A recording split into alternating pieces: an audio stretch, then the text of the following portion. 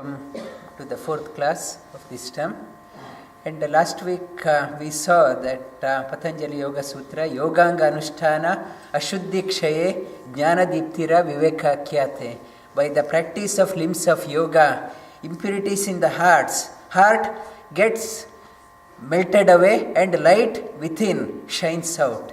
And limbs of yoga, it's Yama, Niyama, Asana, Pranayama, Pratyahara, Dharana, Dhyana and Samadhi. These are the 8-limbed yoga. It's also called as Ashtanga yoga. 8 limbs are Ashtanga yoga. It's Yama and Niyama are the basis on which that yoga is built upon. Yama and Niyama are the foundation. And it's more or less, it's the foundation in all religions, all scriptures, and it's a prerequisites for any profession we are in. That it will be very useful, that Yama and Niyama, that foundation, if your foundation is good, that to be successful in any profession, these requirements, Yama and Niyama are useful. Yama is a social norm, and Niyama are the spiritual norm. And we need a good mix of Yama and Niyama, blend of social norm and spiritual norm in us. That we should not be only spiritual, not only social. It's a good blend. We got to exist in the society. We got to exist as a part of the society. We are not an antisocial person. We should exist as a part of the community. And it's a social. It says how we have to exist in the community. It's a social norm and a spiritual norm. At the same time, not to be too social. Always social, but also look after yourself. Make sure that you are also growing within. It's a spiritual norm also is important. One is a social norm and spiritual norm. And in India, that swastika symbol, it represents that one. We need in our life. It should be a good blend of spiritual norm and social norm. Social norm is given by the horizontal line, and spiritual norm by the vertical line, again horizontal norm. And again vertical, spiritual norm, horizontal, social norm and spiritual norm. It's a good blend of social norm and spiritual norm. It is indicated in swastika symbol. And so is in Christianity, that cross symbol also represents the same. That vertical line represents the spiritual norm. We got to make sure that we blossom within, at the same time horizontal norm. It's a socially, you got to be compatible, that exist, be a part of the society. And social norm is taken bit higher end, not to be too lower end of, it is a higher end. Take the social norm towards the higher side of the spiritual side, not to be too social. It's take it higher. It's representing that Yama and Niyama in the symbols. And Yama and Niyama, that Yama 5 in number, Niyama 5 in number, they are Ahimsa, Satya, Asteya, Brahmacharya, Aparigraha, and Niyamas are Shaucha, Santosha, Tapas, Swadhyaya, Ishvara Pranidhana. 5 Yamas and 5 Niyamas. And Yama, social norm, it tells how what are the rules we have to observe when we are dealing with the society. Spiritual norm, what are the rules we have to observe for ourselves, for our upliftment. And in the Purana says, when our limbs are strong, when our senses are strong, do not do such a thing that when our limbs are weak, senses are weak, when you are lying down on your sick bed, deathbed, do not repent for the action which you did when your limbs are strong, senses are strong. That do such an action even in the last minute. You don't have any regret. That is Yama and Niyama. It talks about that one. Do such an action when your senses are strong, limbs are strong, senses are strong. Do such an action that there is no regret even at the end of your life. That there is no regret when you look back. And it starts with ahimsa. Ahimsa means it's a non-injury. That in Mahabharata there is one Gita called Anugita. Anugita, it talks about ahimsa. Ahimsa is like a elephant footprint. Elephant footprint is so big that it encompasses, it can hold the footprint of a giraffe, footprint of horse or donkey or other animals. It is so big. If you are established in ahimsa, you are established in all the dharmas. Established in it's ahimsa. Ahimsa means non-injury, non-hurting others. It's a non-hurting others. It's the same thing. Do not do such an action that you have regret towards the end of your life. Whatever end of the life, whatever your thought process is going, that will continue. That is the stepping point for the next life. And it says that when we are in the last minute of our life, that we won't. It's immediately leave the body. Our soul prepares itself for the next life. That thought process, it comes to our last minute of our life. It is a precursor. It is a starting point for the next life.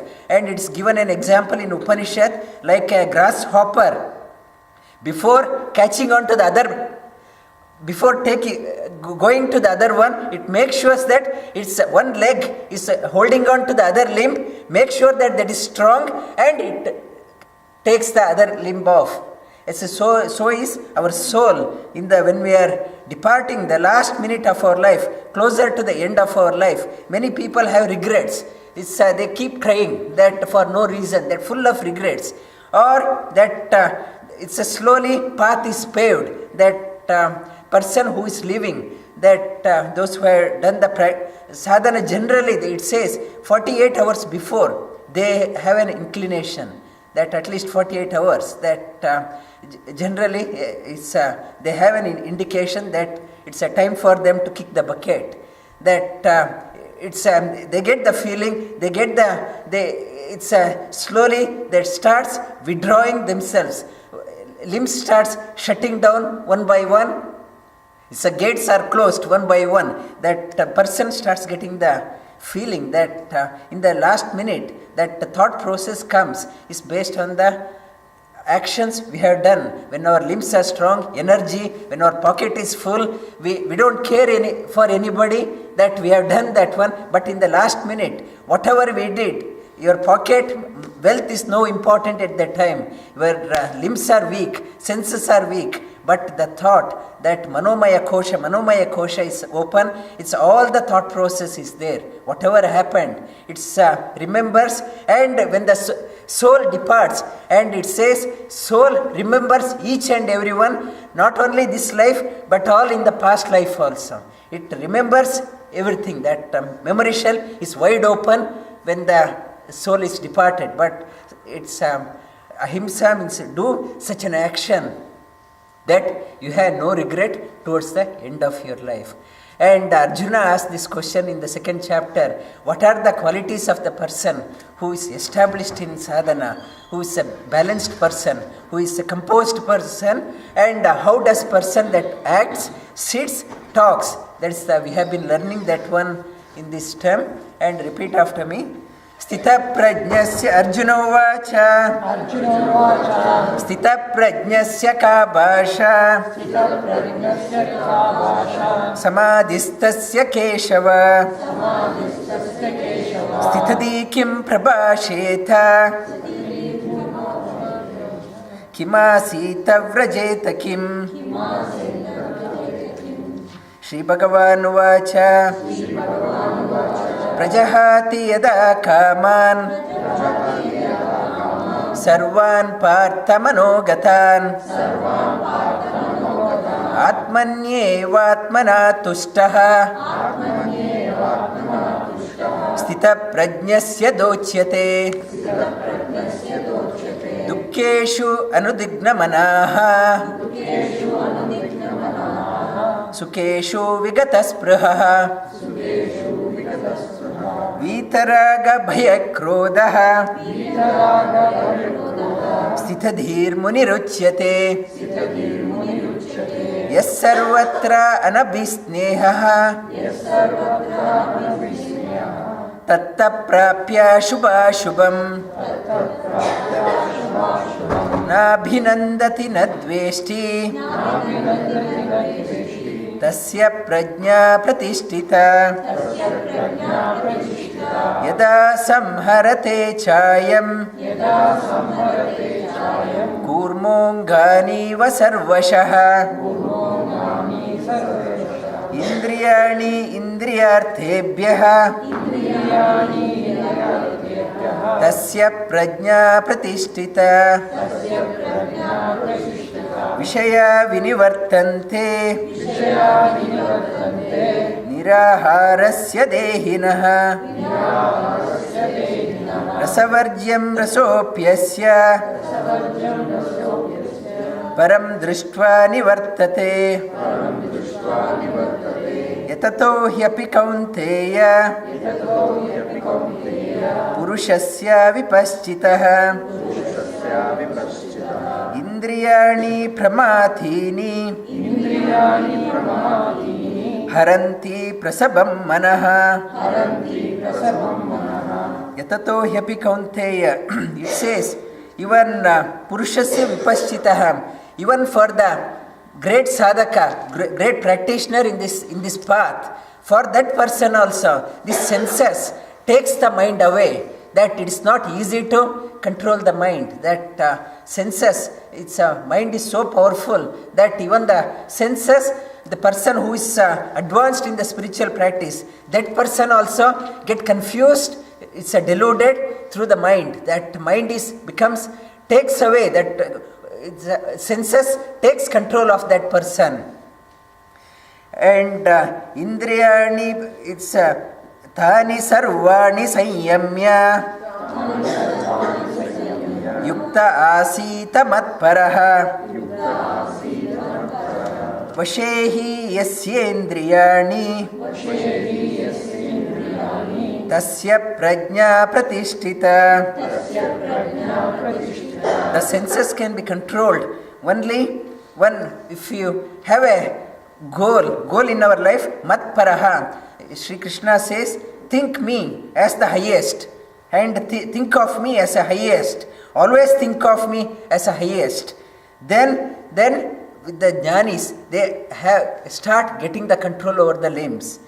And it says, those who do not have the control over the limbs, how the person falls, what is the trap? That how one person falls down from the sadhana. It gives the step. The step is given. Repeat that one. Dhyayato vishayan pumsaha sangasteshu pajayate sanga sanjayate kamaha kamat krodho abhijayate dhyayato vishayan pumsaha. We start thinking on something. It's the starting process is thinking. We start thinking on something. That we saw some movie or some delicious food, a new restaurant has opened, or we start thinking about somebody. We start thinking. That is the starting process. Dhyayato vishayan pumsa. One object, we start thinking. Then thinking again and again of that process. Like advertisement. Every 5 minutes that advertisement comes. Look at me. It makes our mind think again and again. Dhyayato vishayan pumsaha. Slowly start thinking, we start getting attachment to that person or that object. Dhyayato vishayan pumsaha sangasteshu upajayate. Sanga sanjayate kamaha. With the attachment, we get desire. Desire starts growing within. And it's Vishayans pumsaha sangasteshu upajayate. And we start getting, with the desire, we start getting attachment. We are attached to that person or that object. That next shloka says, Sanga sanjayate kamaha Kamat krodho bhijayate. When the attachment happens, that we get anger comes. If that person doesn't behave the way I want, or that object doesn't fulfill my goal, I get anger. From the start, anger started from the thinking of something. With the thinking, attachment happens. Desire happens. Through desire, attachment. From the attachment, if the attachment, whatever desire doesn't get fulfilled, we get frustrated. Or if somebody takes that one, anger comes. What happens after anger? It says, Krodhat bhavati sanmoha. Sanmoha smriti vibhramaha. Smriti bhramshat buddhinasho. Buddhinashat pranashyati. Krodhat bhavati sanmoha. With the anger, we get delusion. We get deluded. With the deluded, we get confused. We don't know what we are doing with the anger. In the anger, we don't know what we are doing. Krodhat bhavati sanmoha, sanmoha smriti vibhramaha. With the confusion, delusion, we lose our mind. We lose the memory shell. We lose the mind. That we totally are lost. When we are totally lost, Smriti Brahmshat Buddhinasho, when the mind is not working, our memory, our intellect stops working. When the intellect is lost, one person perishes, one person falls down completely. It's a ladder of how the person falls. Even it says, even the sadhaka, even the person who is doing in the spiritual practice, there also got to be very careful. It gives the clear picture how the person falls, and that's why when we are contemplating, desiring or expecting on the certain objects in the outer things, we got to be very careful that in the starting point. Otherwise, it is too late. With the desire, we get attached. Through attached, we get anger. Through anger, we get confusion. Through confusion, loss of memory. One loses the intellect. When the intellect is lost, that person acts such a way that it's a total downfall for that person. It says, be careful what you are thinking. Think, it says, if you are continuously thinking on something, think only on the highest principle. Because there is no fall for you. Other than that, if you are thinking continuously on some other thing, there is a sure trap, sure fall. It's a Bhagawat Gita talks about that how a practitioner. It's a guideline for this practitioner. It's our goal that we say, I love my wife dearly. She is more than my life, or my son more than my life. My friend is more than my life, my property more than my life, my bank investment, my shares are more than my life. We put our object, our thinking somewhere, but forgetting the highest principle. It says, think of the highest principle so that you won't fall. Otherwise, fall is for sure, and you don't. Otherwise, you will have regrets towards the end of your life. Do not have any regrets, because that whatever you think in the last minute, it's a stepping stone for the next life. Be careful of what you think.